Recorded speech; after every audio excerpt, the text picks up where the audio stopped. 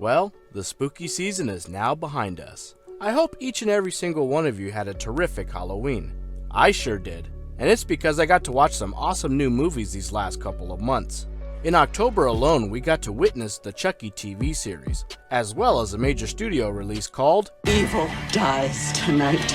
Now, I do like to poke fun at Halloween Kills on social media, but don't get me wrong, I actually enjoyed that movie. But it's not the best thing I watched in October. That honor goes to the movie I'm reviewing for you today. Let me tell you about a movie called Frank. Sometimes decisions are made out of desperation. Again. Sometimes those decisions can destroy your life. Frank opens with a character by the name of Ruby Chase. As an act of desperation, Ruby strikes a deal with a demon-like monster she encounters on the run. In an effort to break her vow, Ruby attempts suicide, setting Frank on a mission to hurt the people Ruby loved the most.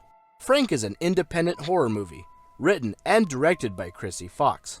When I did some research on the movie, I was shocked to learn that this was Krsy's full-length feature film debut, which is quite remarkable given how great this movie is. Krsy also has a few short films under her belt, but I have yet to watch any of them, so going into Frank, I was not at all familiar with her work. However, I did look into DIEgest, and if you've ever listened to that show, you know that Krsy is a Jill of all trades. She also plays the role of Ruby Chase, whose character arc is what sets off the rest of the film. Frank is a revenge story, split into 5 different chapters. It's presented like an anthology horror film, which it kind of is. Each chapter features different characters, with one singular monster. It feels more like a series of short films, connected to the story of Ruby and Frank.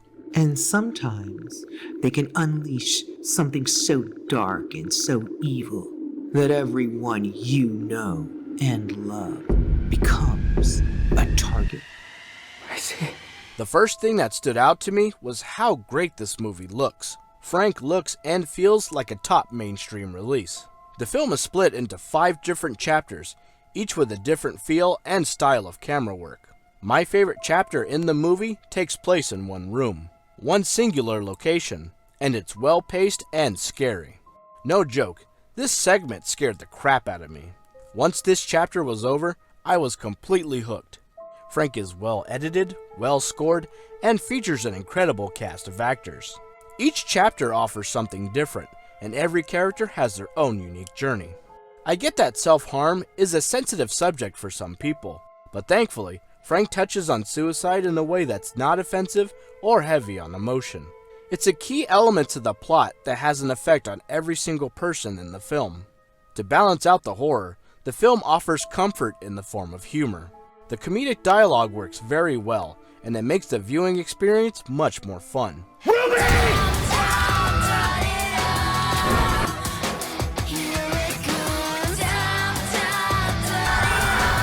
I will admit, I was not a fan of the 4th chapter. This segment plays out like a love story. The 4th segment just didn't work for me personally.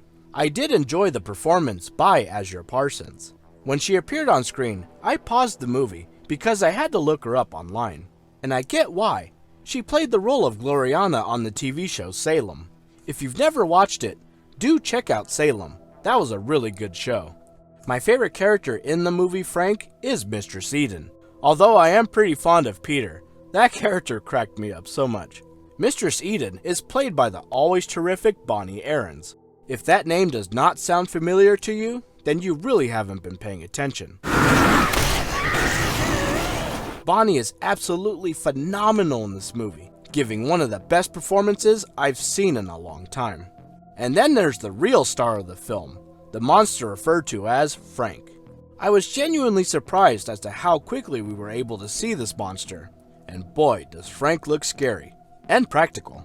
I could be wrong, but it looked to me like the movie used mostly practical effects. There's even some neat camera and lighting tricks that would make Dario Argento proud. You may have noticed in one of the trailers that the monster Frank actually does talk, and the voice behind the monster just may surprise you.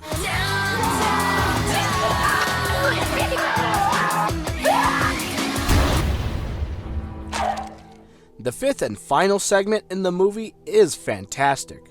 There's some flashbacks and a big reveal that had me on the edge of my seat. Not to give anything away, but I would love to see a sequel to Frank. I could easily picture a series of movies taking place in this timeline. I enjoyed the movie Frank very much. It goes to show you that you don't need a large budget to make a great movie. As long as you write good, believable characters, I'm sold. Frank is the perfect kind of movie to watch on Halloween night. I enjoyed the movie so much that I've been recommending it to some of my friends. It's worth the price of admission, but if you're still a little on the fence, you do have the option to rent it.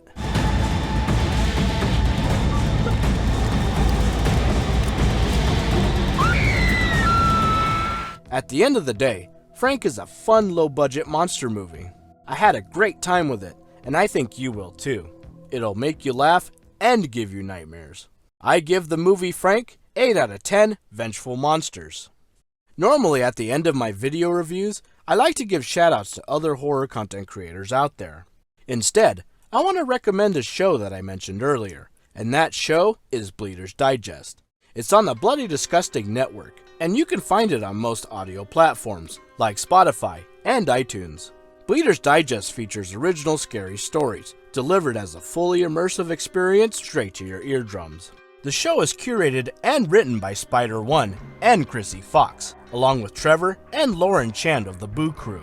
Some episodes even feature horror icons like Bonnie Aarons, Adam Bush, Katie Cassidy, Kelly Maroney, and much, much more. If you're into spooky radio dramas like I am, then you need to subscribe to Bleeder's Digest. I promise it's an experience you'll never forget. Oh, it's